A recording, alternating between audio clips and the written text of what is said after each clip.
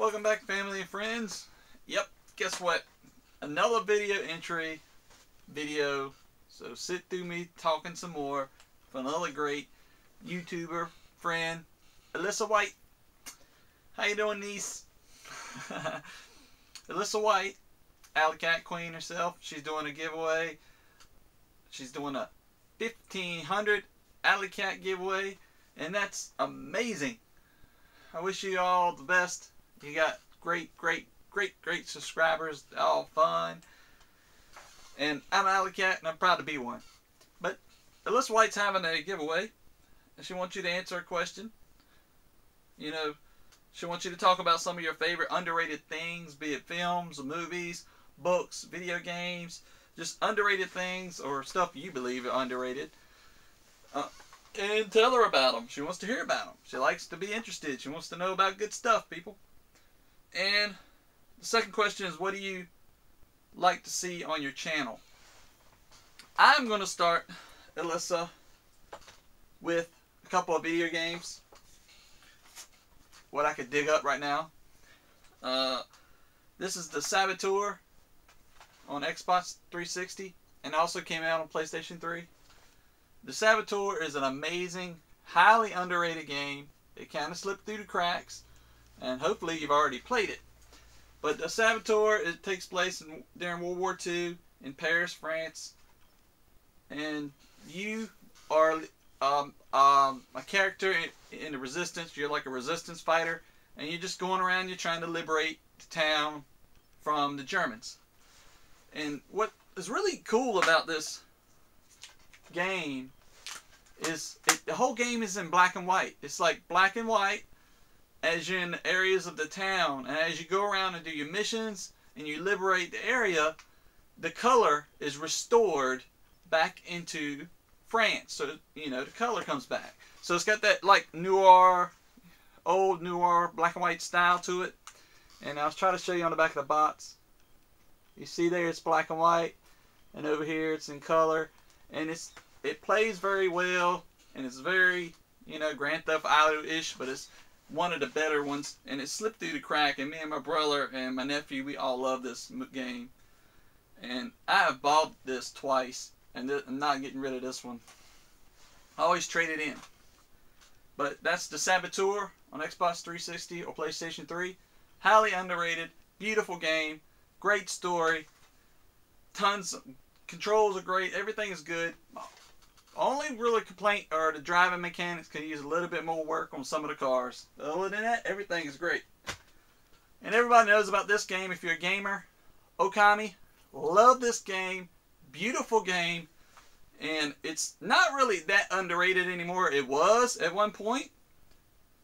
But Okami is one of the few games that is a work of art.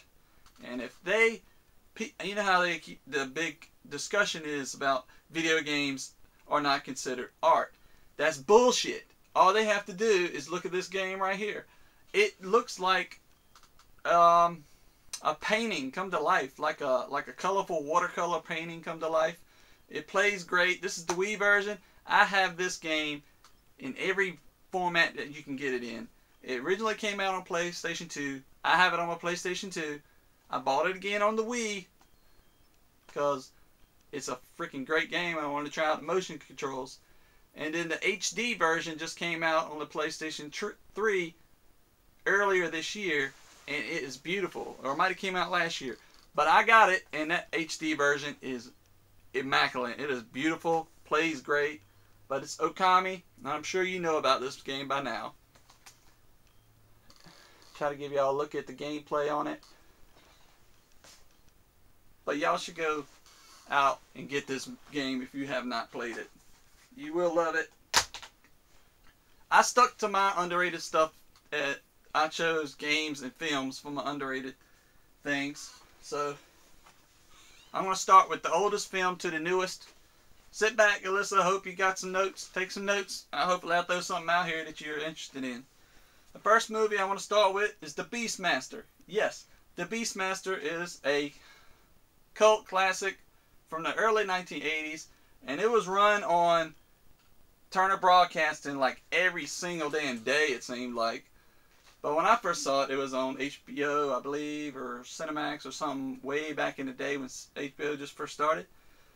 But it came out in 1982. It's directed by Donner Conhart. I cannot say this guy's name. But it's directed by Don Casacarelli. And he's also known for Phantasm films. From 1979, he did Phantasm. 1988, he did Phantasm 2. He did all the Phantasm films that are out. He directed all those. He also directed Bubba Hotep. I'm going to talk more about that in a little while. And he also directed a kind of a new film called Johnny Dies at the End, which is really bizarre. But right now we're talking about the Beastmaster. And the Beastmaster stars, who's a star? Stars Mark Singer. And Mark Singer was an actor in the early 80s. He was in all kinds of stuff. Movies. He was in the TV. He was all over TV in the 80s. He was in V. V was a very good popular sci-fi TV show. But this right here is a sword and sorcery fantasy movie about a young boy in search of a young man in search of his revenge. There was also a sequel to this, but hold on, I'll tell you that in a minute. But give me a quick rundown of the story. I'll read the back to you real quick. It's right here. It says, Epic Adventure is back. Nope, sorry, wrong spot. It says, he was born a crown prince of the family slaughtered by the Lord of Evil. But when he grows to manhood, the warrior Dar embarks on a perilous journey to seek his revenge on a monstrous priest, Max. Now with the help of a cunning hunter and the love of a beautiful slave girl and his extraordinary ability to communicate with the animals, Dar must battle his way through the wasteland of sorcery and black magic on an ultimate quest for freedom and revenge. It's a very cool, very visual movie, and I just love it. I don't get tired of it. I don't care how many times I've seen it. I love it. It's just, you know, it's got a nice muscular looking guy in it. You might want to look at that. And it's pretty cool. Check it out. The Beastmaster. I can't recommend it enough if you like fantasy films. There's also a sequel to it called Beastmaster 2, Through the Portal of Time, also directed by Don Concaroli. I can't say his name. And Beastmaster 2, The Eye of Arrakis, which they are horrible. I don't recommend them. I recommend the original Beastmaster from 1982. Alright, moving along. The back of the box there. There's old Mark Singer right there with his shiny muscles for you. My next movie I watch every Halloween time. I watch this movie right here. It's called Something Wicked This Way Comes by Ray Bradbury. It's also a Disney film. A lot of people don't even remember that it's actually a Disney film, but it's a Disney film. It's from 1983. It's Something Wicked This Way Comes, and it's directed by Jack Clayton. Also, he directed The Great Gatsby from 1979 that starred Robert Redford. But Something Wicked This Way Comes. This is actually the U.S. version. There was an earlier 1972 UK version of this film, but this is the American-made version from 1983.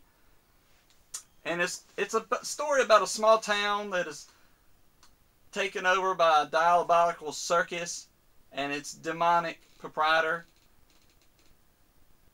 You know, what do you call it? His ringmaster. But the proprietor of the circus, he goes around, he starts striking deals with townsfolk and just preying on the townsfolk. And this movie really creeped me out when I was a kid. I just didn't like it, but it growed on me through the years. And it's a weird, creepy vibe to the movie, but it's not like, it's rated PG.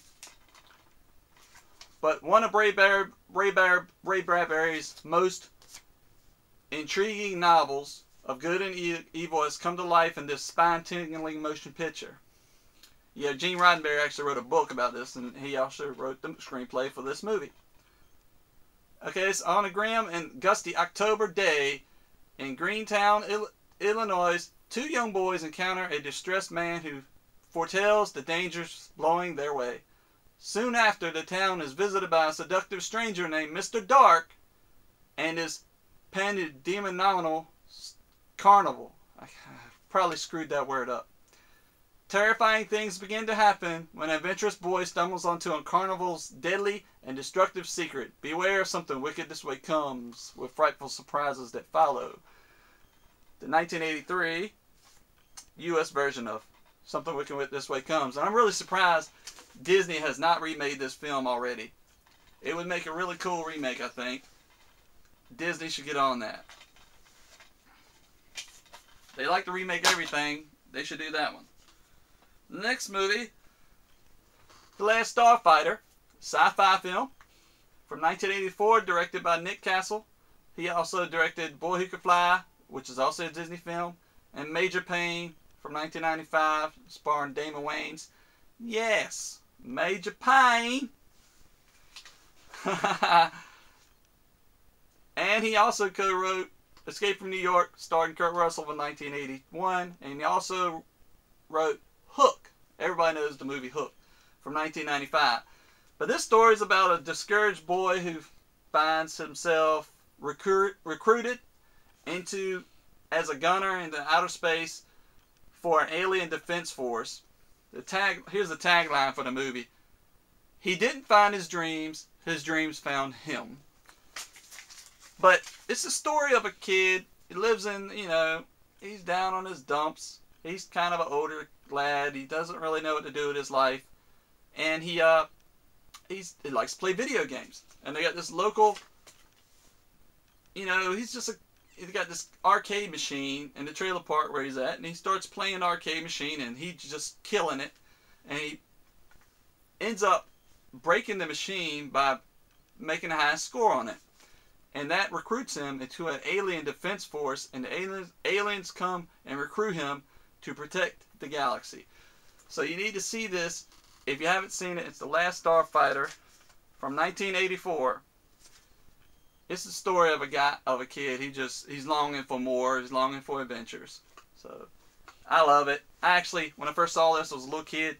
I was staying at a hotel with my dad because we were out of town on a trip, and he said, "You should watch this." I said, "But it comes on at 2 o'clock in the morning."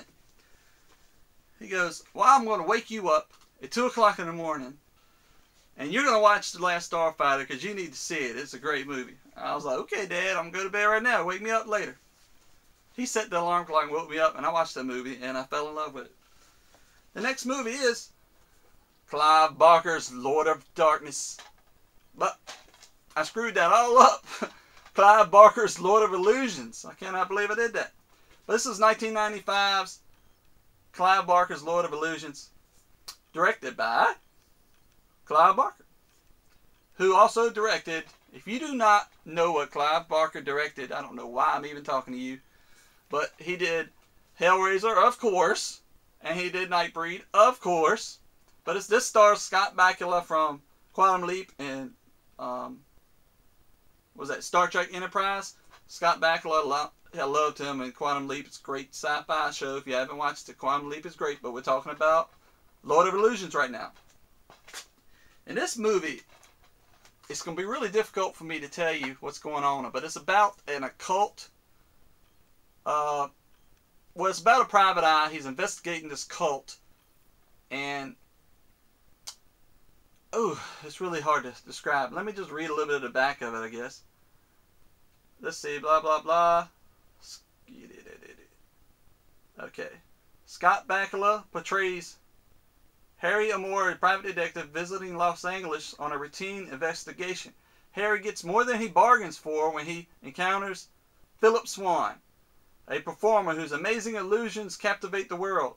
But are they real illusions? Harry isn't sure as he is thrust into a nightmare of murder, deception, terrifying assaults from the beyond. But basically, he investigates this occult, and the occult people are trying to resurrect their former leader.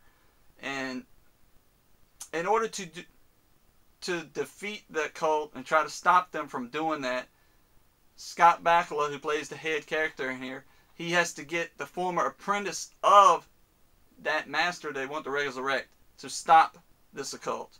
And it's really freaky. Like, the occult leader in this he freaking freaked me out. And it's got some really disturbing imagery in it. And the special effects are great. And just watch it. If you haven't watched it, you will love it. This is the underrated director's cut of Clive Barker's Lord of Illusions. It's a great film. Great film. Moving right along. Bubba Hotep. You knew that was coming, didn't you? Told you something about it. This I love. I'm a huge Bruce Campbell fan. And if you're a Bruce Campbell fan, you like Evil Dead, you have to watch Bubba Hotep at some point. This is from 1992, also directed by Don Coscarelli. I cannot say that guy's name. But he also wrote the screenplay by Don Corelli. But this is Bruce Campbell portraying the character of Elvis. Yes, he's playing Elvis. But Elvis is old and he's kind of decrepit. And he is in a nursing home. Okay? He is in a nursing home that is getting haunted by a mummy. Yes, a mummy is, Egyptian mummy is roaming around, sucking the souls and killing the residents of the nursing home, and he wants to stop it. But here's a little piece of the movie for you. Elvis and JFK, both alive in a nursing home, fight for the souls of their fellow residents as they battle an ancient Egyptian mummy. But, let's see. When mysterious deaths plague the Texas retirement home, it's up to its most senior citizens to take on 3,000-year-old Egyptian mummy with their penchant for cowboy boots, bedroom graffiti, and sucking the souls from the barely living. This is just a hilarious film, and it's very, very great. And if you like Bruce Campbell and listen to his wisecracks, this is one to see. The tagline is The King versus the King of the Dead. And I also heard they're working on a sequel to this. I don't know if it's actually going to happen, but I just read about it. It's called Bubba Nosferatu and the Vampire Women, or something like that. I can't, but I hope that happens because I want to see it. Bubba Hotep from 2002. Look at him there. This is a hilarious hybrid horror. You need to see it. Okay, I got one more movie. Equilibrium from 2002 as well. Directed by Kurt Warner. And Kurt Warner also directed 2006 Ultraviolet. Starring, was it Mila Jovovich? So, and this movie is kind of like a sci-fi, Matrix-y type style movie. But not with all that crazy special effects. It stars Christian Bale. If you don't know who Christian Bale is, I'm just going to keep right on talking because I'm not going to talk about Christian Bale because everybody knows who he is by now. Because he's Batman. It's got Sean Bean from, yes, Game of Thrones and Lord of the Rings. And it's got Ty Diggs. And this movie is about a futuristic, it's in the future of a fascist future where all forms of feeling and anything that invokes emotion is considered illegal. And the man that's in charge of the security and enforcing that law on the people, he decides to revolt and tries to overthrow the system. And Christian Bale plays that character. This movie is fantastic. It's highly underrated. It says 2 thumbs up, Robert J. Ebert. A spectacular gun battles and fight scenes. So it's basically an emotionless future. You have to take drugs to keep your emotions off of you. This is way before all that. These movies out now, like The Giver and what is a couple movies with the same type of theme now. But this is way before that. This is 2002's Equilibrium. And the fight scenes here are awesome. You have to see it. They have a really weird fight style in this movie. It was called gun kata. And they would like fight with the guns while they're shooting. And they would do all these fight moves with the guns in their hand. And it's really, really bizarre to watch and cool. And it's highly underrated. It's 2002's Equilibrium starring Christian Bale. Okay, got some TV shows. Don't go anywhere. Yeah, it's a long video, but hey, I like to take my time. And if y'all love me, you'll listen to me, won't you? Alright, this is a show that I was up late one night as a kid, and I was like, wow, they got a TV series after that? It's called Friday the 13th, the series. No, it's not what you're thinking. It is not Jason Voorhees' Friday the 13th, the series. There was no series like that. But this was definitely trying to hint at that and getting viewers to watch it. This show used to come on really late at night, like 1 in the morning or 2 in the morning. And I would stay up to watch it before I got a VCR. But it was also called Friday's Curse. And Friday's Curse is the UK, like, Canadian name for the show, because it's a Canadian show. It's a Canadian-based show. It ran on TV from 1987 to 1990, and was only 3 seasons of it. But an American version was called Friday the 13th, the series. And this show is just pretty damn interesting. It's not really a great show in most people's opinion, but I loved it. It's kind of like a Creature of the Week type of show. But it's based on an old antique shop that was run by an old antique dealer who made a deal with the devil to sell cursed antiques. Okay? And that man dies, and then the antique shop is taken over by his, you know, his siblings or his family members. They inherit the antique shop. So let me read this on the back for you, and I'll tell you what's going on with it. An old antique dealer made a pact with the devil to sell cursed antiques. When he dies, his store is inherited by his niece, Mickey, and her cousin, Ryan. With the help of Jack and a friend, they fight to retrieve the antiques from the people who bought them to stop them from causing harm in the world. And every antique that was in this antique shop had a curse on it. Like it was a lantern, you know, like a regular old kind of like lantern that would suck the life force out of people. And then there was like a boxer. I remember there was a boxer who had cursed boxing gloves where he would, you know, have to beat people up and kill them. And then it would endow him with the powers to become a great fighter. And every item in the antique shop had like a neat power, but the power would cause harm to other people. And I remember there was one of a television evangelist who had these healing gloves that he put on, and he would heal people, you know, going around doing revivals and things. But in order to heal people, he had to like basically kill somebody with the gloves, and then take the life force and put it back in somebody else when he healed them. So it was a cool show. Sadly, this is the only season I have. This is season 2. There was 3 seasons. I mean, I need to get seasons 1 and 2. But it's Friday the 13th from 1987. Friday the 13th, the TV series. Pretty well put together show. Sadly, it got canceled after 3 seasons. But this season right here has 26 episodes. And I got this for cheap. And I'm going to get the rest of them. Next up. It's a long ass video. I've got this. Farscape. Farscape is a fantastic sci-fi show made by the Jim Henson production. It came on Sci-Fi Channel in 1990 through 2003. It had 4 seasons, and it was a sci-fi original show, and it's fantastic. It is highly, highly underrated. And it got canceled after 4 seasons, and it was so popular that Sci-Fi had to make a miniseries to conclude the whole show 1 year after they canceled it, because people kept writing in and demanded that they finish off the story arc of the show. But the synopsis of the show is: thrown into a distant part of the universe, an astronaut finds himself part of a fugitive alien spaceship crew.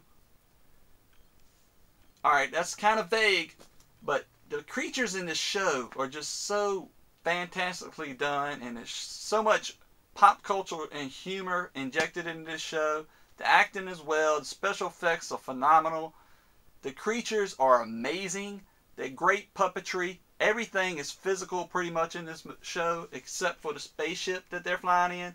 They're flying in a living spaceship, which is an organic spaceship that's alive. That's the only thing that's pretty much computerized in the show. Everything else is real. And when I first got my Blu-ray player, this was the first show I bought.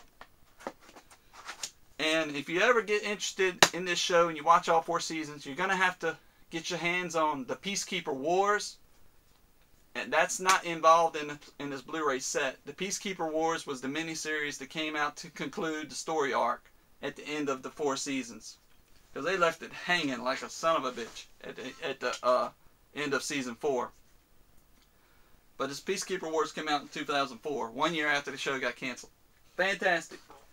Got one more show. It's a new show. It just started on FX back in September. It's called The Bastard Executioner. And it's just a great show. Kind of medieval, set in the 1400s. And I'll see if I give you a quick rundown of it.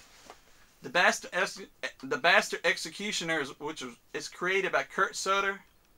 Kurt Sutter, he just got finished doing Sons of Anarchy, which is an amazing show as well. But then he started writing this show when he was wrapping up that show. It stars Katie Seagal from Married with Children, you know, and also Sons of Anarchy. Katie Seagal played Peggy on Married with Children. It stars Stephen Moyer from True Blood, yes. Bill Compton, he is in this show. He plays one of the characters. And Lee Jones plays the main character of Wilkins Battle, a.k.a. what's his name? Maddox, the Punisher. Alright, this shows The Bastard Executioner tells the story of a warrior knight. Oh, crud. What happened to my tablet? Hold on. Technical difficulties. There we go. The Bastard Executioner tells the story of a warrior knight in King Edward I's charge who is broken by the ravages of war and vows to lay his sword down. So he's a knight who he's tired of working for the king, and he just gives up one day and goes off to have a life of his own. But when his violence finds him again, he is forced to pick up a bloody sword of all. So I'll give you a quick rundown of the first episode, but not too many spoilers. He leaves the king's service during a battle. He's wounded. He's tired of fighting for the king. He's kind of a tyrant. He doesn't want to work for him anymore. So he goes off and finds a life of his own. And it picks up, I think, 4 or 5 years later. And he's living with some people. And they're still kind of tired of the king's ruling the land. The Baron. It's a Baron. And he's living with a wife. And he's got a small child. I believe he's got a small child. No! He has a wife, and she's pregnant with his child. But him and this small band of people in this village band together, and they start doing like a Robin Hood thing, where they start attacking the Baron's knights and stealing the money from his, you know, his cottage carriages to go back and forth, and giving the money to the poor. But the Baron finds out about that, finds out who he is, and they slaughter his family. The knights come and they slaughter his family, and they're looking for the main character of the show. And the main character in the show wants to find out who slaughtered his family, of course. But I'll put the trailer for this show in the link below in the description because you need to watch the trailer. It's hard to describe. But he basically has to go undercover in the castle, and he takes on the identity of a local executioner, like a punisher for the king. He becomes this man who actually takes on this man's identity, actually takes on his wife and his child, and lives as this man as he's trying to find out who these knights were who killed the whole members of the village. So it's a pretty cool show. It's very violent. It's got a lot of sex. But like I said, it's very violent to see him carry out his executioner duties.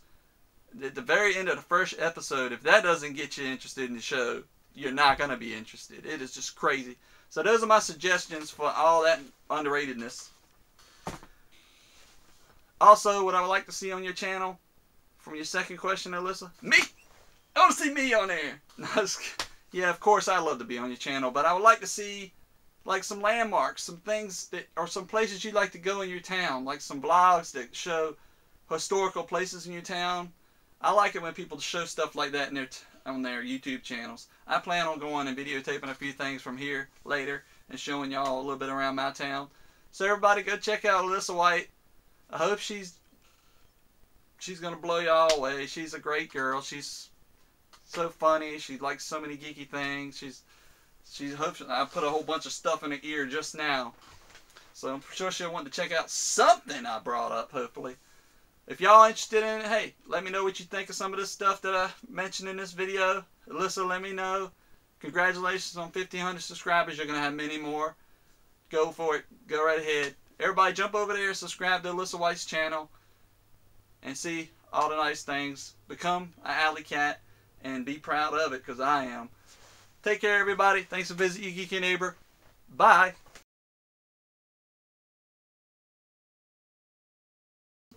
Sorry the video is so long, everybody, but when I'm passionate about things I'm interested in, I could talk all night. Can't you tell? Bye.